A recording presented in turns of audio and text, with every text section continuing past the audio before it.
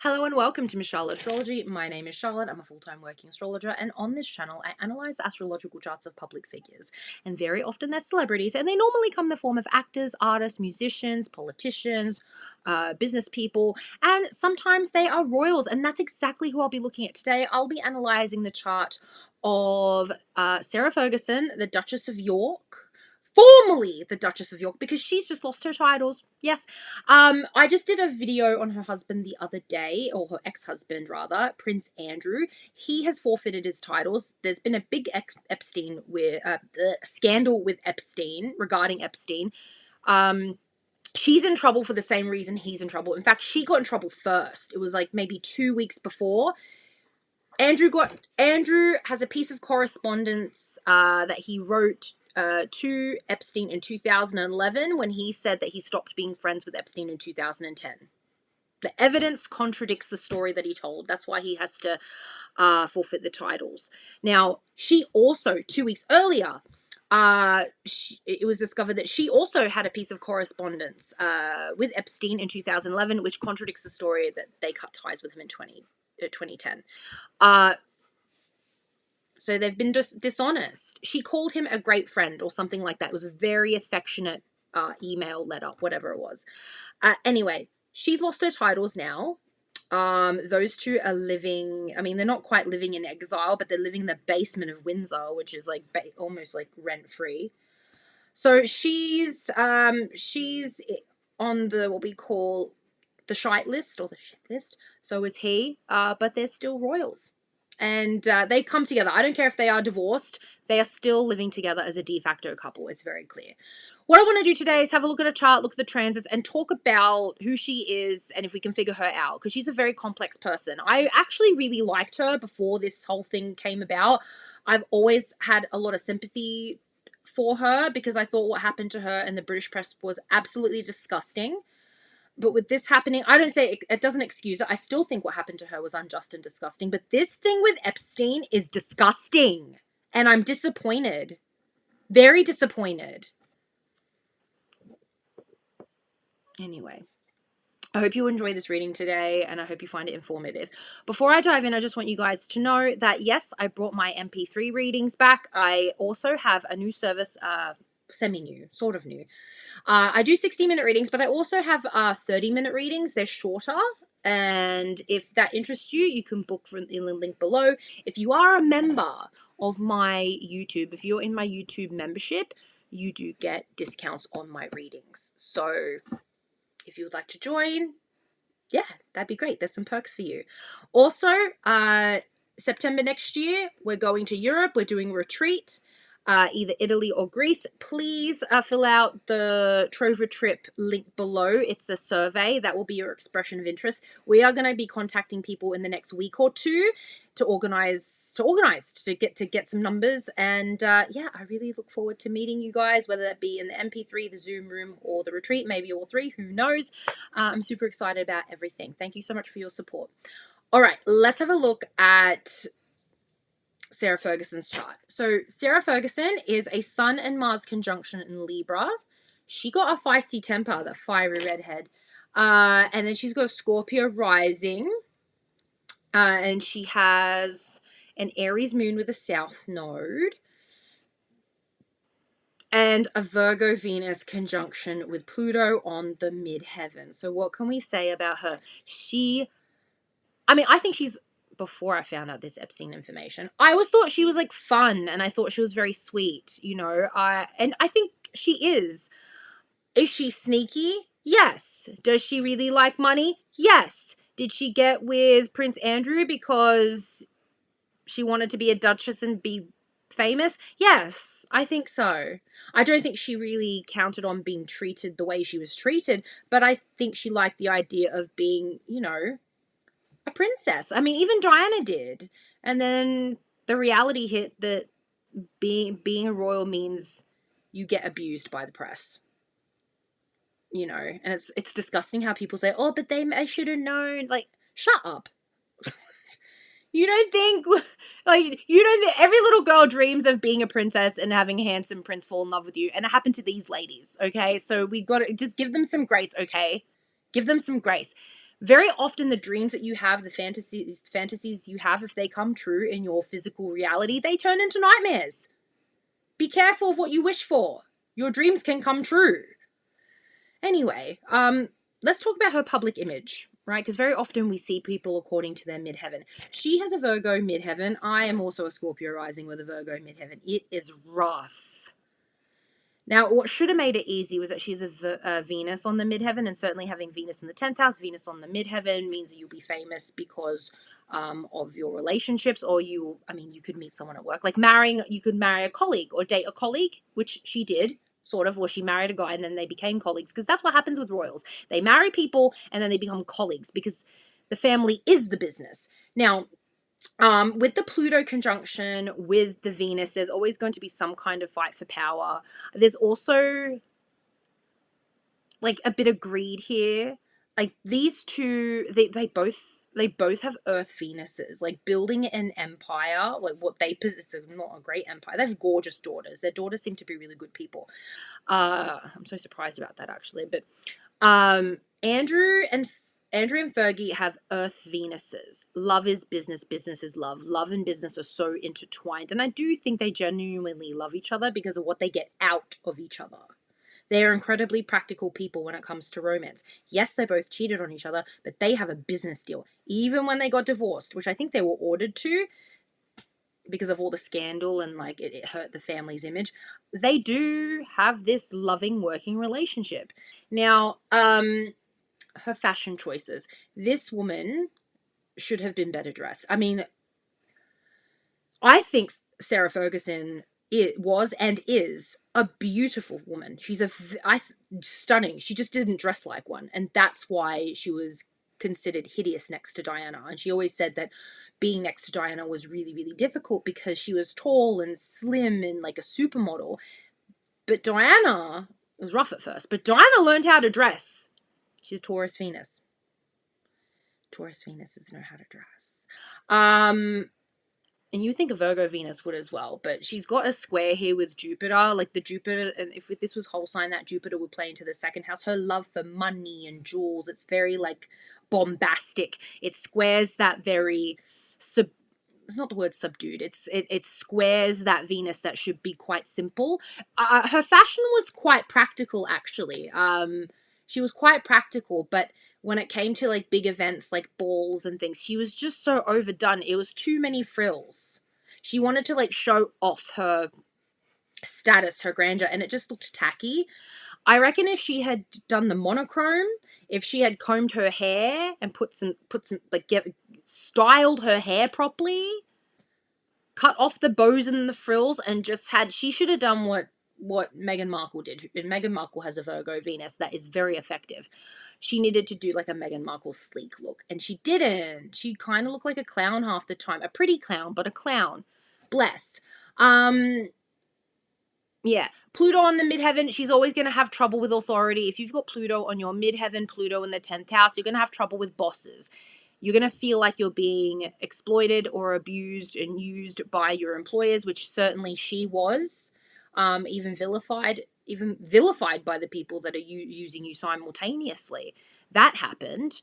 And it does indicate some kind of public disgrace, but then it also indicates a return. And that's what happened. She was disgraced for like a couple of decades, and then she slowly kind of worked her way in. Again, especially when her daughters got married, because Beatrice and Eugenie are adored by the crown because they're well behaved and they're polite. So she worked her way back in as the mother of two princesses, and that worked well for her. And now she's disgraced again because the South Node's swinging through this midheaven, disgracing her. Now, just because the South Node is moving through a midheaven doesn't necessarily mean you're going to be disgraced. It could literally mean that you have to let go of one job and find another job. Certainly my employment change, that makes a lot of sense with this transit. But she's got a planet up here. South Node moving through Venus is like, you're going to lose some money. And it's okay, you can get it back. It's okay. Don't freak out if you've got a Virgo Venus, but she's going to be spending a lot of money, maybe on lawyers. maybe on, I don't know, what do you call it? Maybe she needs a marketing team. She needs representation of some kind, legal representation. She's going to be spending some money. That's for sure.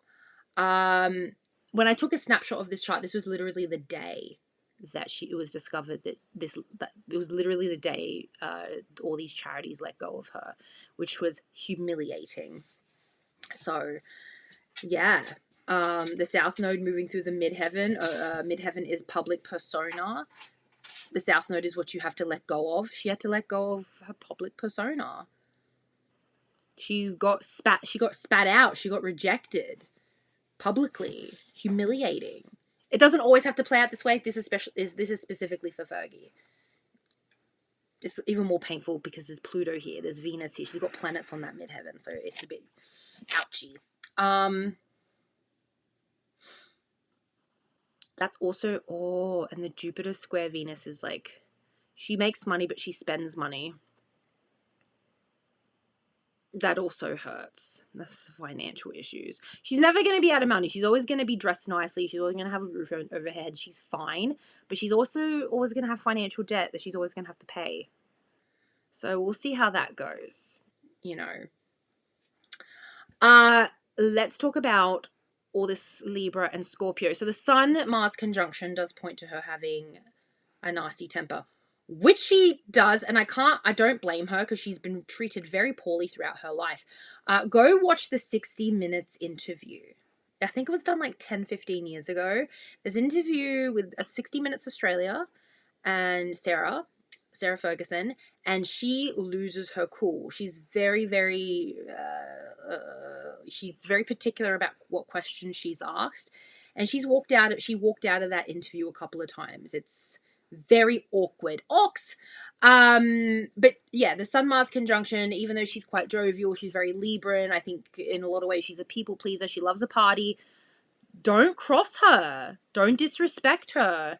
It's in Placidus, it's in the 11th house. She has no trouble, lashing out in public. It disgraces her, but that's just who she is. She doesn't care. If I were to read this as a whole sign chart, this Mars and Sun conjunction falls into the 12th house. Now, Mars in the 12th house is someone who can be exploited. Very often it's sexually, a la Britney Spears. And then Sun in the 12th house is also, well, they make enemies a lot, and they're kind of shifty in their dealings. I mean, Libras can be shifty anyway. Like, I love you, Libra. Libras, some of you are my bestest best friends in the whole wide world. I love you, but sometimes you're shifty. And imagine if you're imagine you're a 12th house Libra, because in whole sign she's a 12th house Libra. That's someone with some dark dealings. She makes a deal with the devil. Who is that devil? Epstein? But she knows how to make friends. She knows how to make friends with bad people as well. And she's also her own worst enemy. She's always caught up in some kind of scandal, always. And she's always the victim. She's never to blame. She's on her end. She's like, what? What did I do? I'm like, I don't know. I was just trying to live. I was just trying to protect myself. I was just trying to survive. That's what would be her excuse. Do you remember? Some of you might not remember, but I remember when there was footage of her trying to do a deal with journalists. I think it was journalists, to sell a story about Andrew for something like, was it either £50,000 or £500,000 or something like that? She was going to give them a story. She was caught doing that.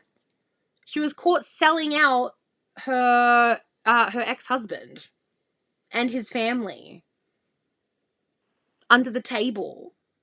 And she was recorded. It's wild footage. Go watch it. Anyway.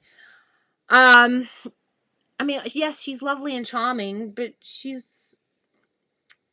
doesn't do herself any favors. She really, really doesn't. And I think that's because she was born into a pretty dark environment. Like, she's a courtier. Her father was an awful man. awful man. She basically married Prince Andrew is another version of her father. Go look up Sarah Ferguson's father. He had a Me Too back in the 80s or something. He had a Me Too moment. He got into a lot of trouble. No wonder she married Andrew, who 30, 40 years later has been caught doing exactly the same thing as her dad. You marry your father. It is true. Now, she's got Mercury and Scorpio conjunction with Neptune. That's why she's a really good children's book writer. She's written quite a few children's books. This Mercury-Neptune conjunction is quite creative. I don't think she really... What did she do before she was a royal? I think she had a job of some kind. She did. But intellectually, she's very curious.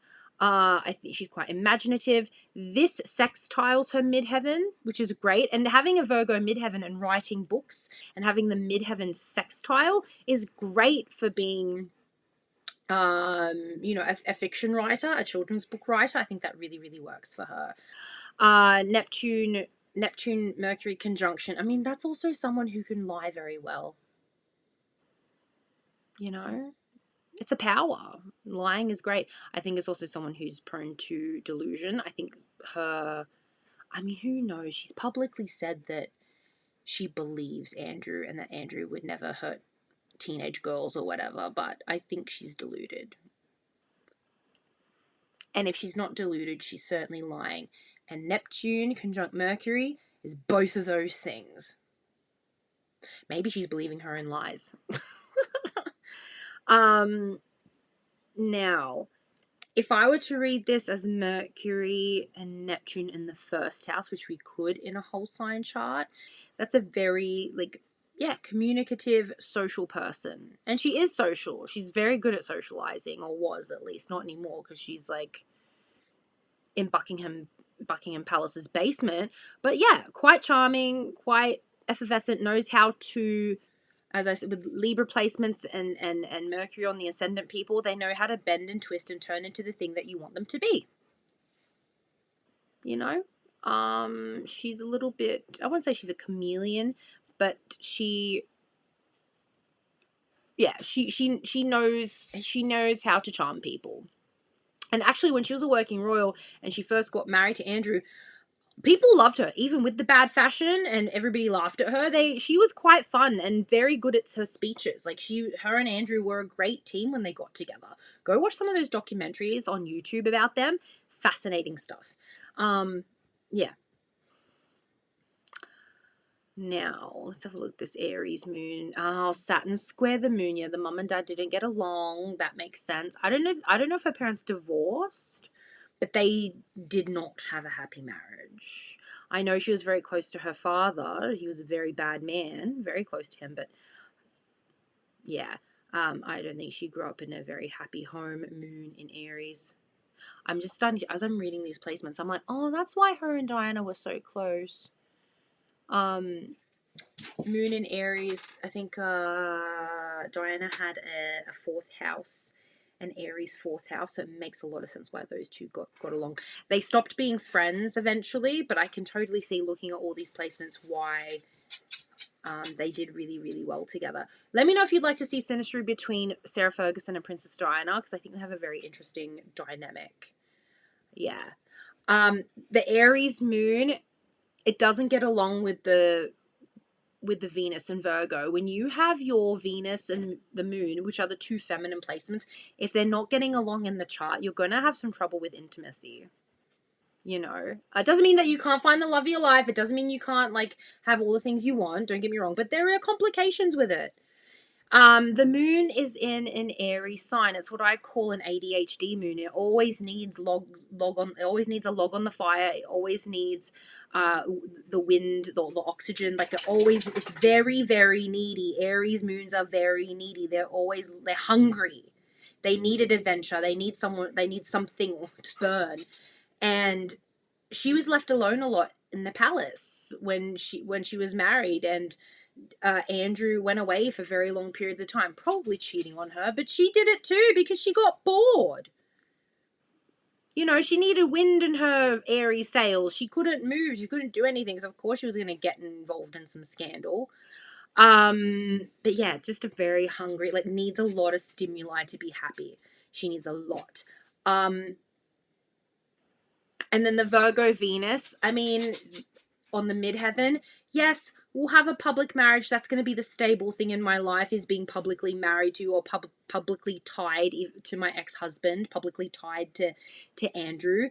That was incredibly important to her, and she remained committed to that even after the divorce.